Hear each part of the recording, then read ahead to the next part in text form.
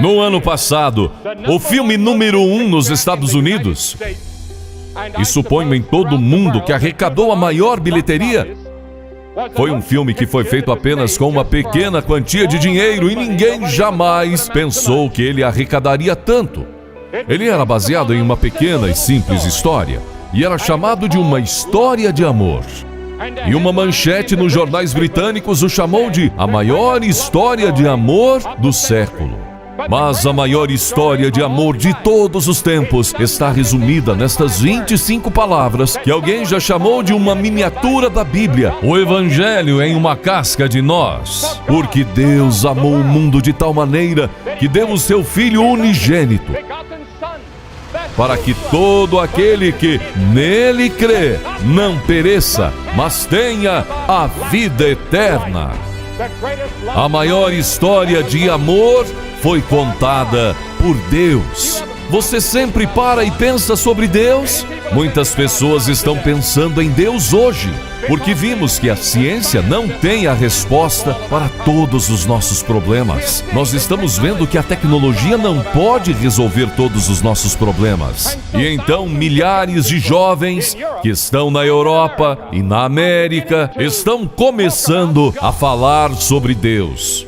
Alguns deles estão indo para a Índia para ver se conseguem encontrar paz nos seus corações. Alguns deles estão indo e estudando yoga, e eles estão entrando em todo tipo de diferentes seitas e grupos procurando por Deus. Alguns deles estão indo para o deserto e sentando sob as estrelas e olhando as estrelas.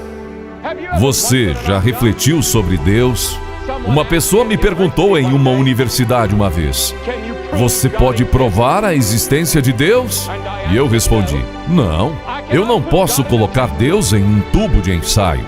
Eu não posso colocar Deus em um laboratório e dizer: aqui está Deus. Como eu sei que Deus existe? Todas as evidências parecem indicar que Ele existe.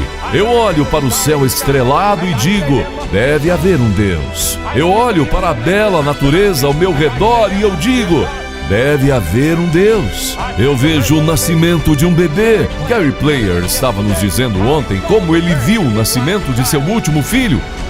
E ele disse: enquanto eu assistia, eu vi que tinha que haver um Deus. Mas há outra razão. No fundo do seu coração você tem uma consciência, e a sua consciência diz que deve haver um Deus. Algo lá dentro me diz que deve haver um Deus. E a Bíblia nos diz que este Deus é o Criador de todo o universo. Em Gênesis 1:1, no princípio, Deus criou o céu e a terra. Nessa passagem em Gênesis 1, não há explicação. Não há tentativa de provar Deus. Apenas diz: no princípio, Deus, porque todo mundo acredita em Deus. Oh, mas você pode dizer: eu conheci alguns ateus. Você conheceu alguns ateus que não tiveram nenhum problema real ainda. Mas você encontra uma pessoa que afirma que é ateia e deixe alguém anunciar que ela tem uma doença terminal. Ela dirá: oh, meu Deus, me ajude! Ou ela entra em uma batalha, ou entra em uma situação difícil. Ela dirá: oh, meu Deus, me ajude! Sim, todos os homens sabem que deve haver um Deus. Ele é o Criador. Pela palavra do Senhor foram feitos os céus. Agora, a Bíblia nos diz que Deus é um espírito. Deus não tem um corpo como o seu. Se Deus tivesse um corpo como o seu, ele teria que estar em um lugar, em um tempo. Mas Deus não tem um corpo como o seu. Deus é um espírito. E Deus pode estar na África, Ele pode estar na Ásia, Ele pode estar na Europa, Ele pode estar na América, tudo ao mesmo tempo. Ele pode estar em um planeta, Ele pode estar na Lua ao mesmo tempo. Eu conversei com alguns astronautas que foram para a Lua e eles me disseram que sabiam, enquanto passeavam ao redor da Lua, que devia haver um Deus. Eu conversei com alguns prisioneiros de guerra do Vietnã apenas alguns dias antes desta viagem. Eu conversei com aqueles primeiros prisioneiros que voltaram para os Estados Unidos e eles me disseram que naquelas celas das prisões do Vietnã, por 5 anos, eles sabiam que havia um Deus. Deus é um espírito.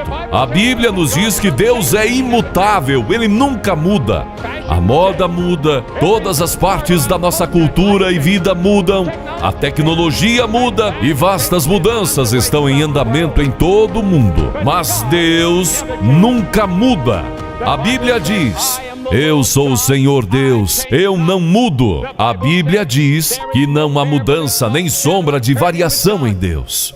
Deus não mudou em milhares de anos. Daqui 10.000 anos, 10.000 eras, Deus será o mesmo.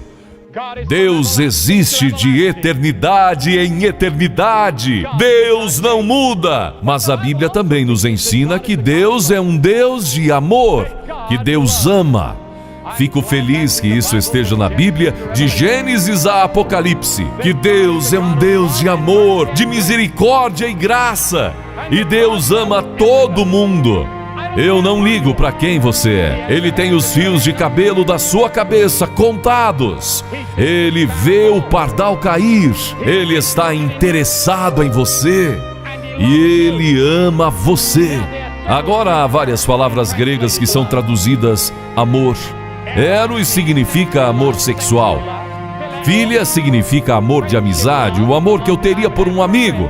Mas quando os escritores do Novo Testamento estavam tentando encontrar uma palavra que descreveria o amor de Deus, eles inventaram uma nova palavra: ágape. O amor divino, o amor que não podemos conhecer fora de Deus. Não há um amor que você possa pensar nos relacionamentos humanos comparável ao amor que Deus tem por você e que Deus tem por mim. Deus ama você. Você diz: mas Billy, eu não mereço tanto amor. Eu sou um pecador, eu quebrei a lei de Deus, eu falhei com Ele milhares de vezes. Eu sei.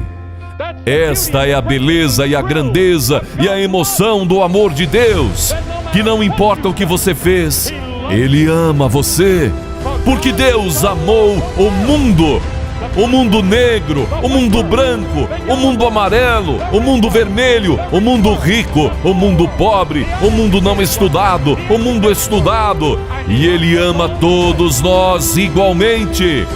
Deus ama você. Porque Deus amou o mundo de tal maneira que deu o seu Filho unigênito, para que todo aquele que nele crê não pereça, mas tenha vida eterna. O Evangelho nunca é pregado sem o trabalho e a operação do Espírito Santo. Você vê que tem uma pequena voz que tem falado com você enquanto eu estou falando? Essa é a voz do Espírito de Deus. E Deus tem convencido você do seu pecado, e Deus tem convencido você da sua necessidade de Jesus Cristo. Oh, eu sei que a maioria de vocês devem ser membros da igreja. Quando eu me voltei a Cristo, eu era um membro da igreja. Eu era o presidente da sociedade de jovens da minha igreja. Todo mundo achava que eu era um maravilhoso cristão. Mas no fundo do meu coração, eu não conhecia Jesus Cristo como Senhor e Salvador. Ele deu seu Filho. O que você tem que fazer? Você tem que fazer alguma coisa. O que é? Primeiro, você tem que se arrepender de seus pecados. Jesus disse: arrependam-se. O apóstolo Paulo disse: agora Deus comanda todos os homens de todo o lugar a se arrependerem. Deus o comanda a se arrepender. Você já se arrependeu de seus pecados? Você se lembra do momento em que se arrependeu? Você diz: legal, Billy, o que você realmente quer dizer com se arrepender? Bem, primeiro de tudo, o arrependimento traz consigo a ideia de que você diz: Senhor, eu sinto muito pelo meu pecado. Você já disse isso para Deus? Eu sinto muito? E realmente sentia? E então isso significa que você deve mudar, dar a volta. Você tem que parar de cometer seus pecados, mudar a sua maneira de viver. Velhas coisas ficam para trás e tudo se torna novo. Isso é arrependimento. Eu me arrependo dos meus pecados. Estou disposto a me afastar do meu pecado. Você já se arrependeu? Jesus disse: a não ser que você se arrependa, você perecerá. E então, seguindo pela fé, você deve receber a Cristo como seu Senhor e Salvador. Isso só pode ser feito com arrependimento. Arrependimento e fé andam lado a lado. Você pode não entender tudo intelectualmente. Você não precisa. Você simplesmente vem com a fé de uma criança. A Bíblia diz que pela graça sois salvos por meio da fé. A Bíblia diz que sem a fé é impossível agradar a Deus. Agora, isso não significa que você tenha que jogar fora seu intelecto ou cometer um suicídio intelectual. Oh, não. Há uma lógica para o Evangelho, mas sua mente foi infectada pelo pecado. Então você não pode mais receber coisas espirituais. Então você vem pela fé e as recebe. Então, a terceira coisa, você deve abertamente confessar Ele como seu Senhor e Salvador e Mestre. Todo aquele que me declarar diante das pessoas, também eu o declararei diante de meu Pai que está nos céus.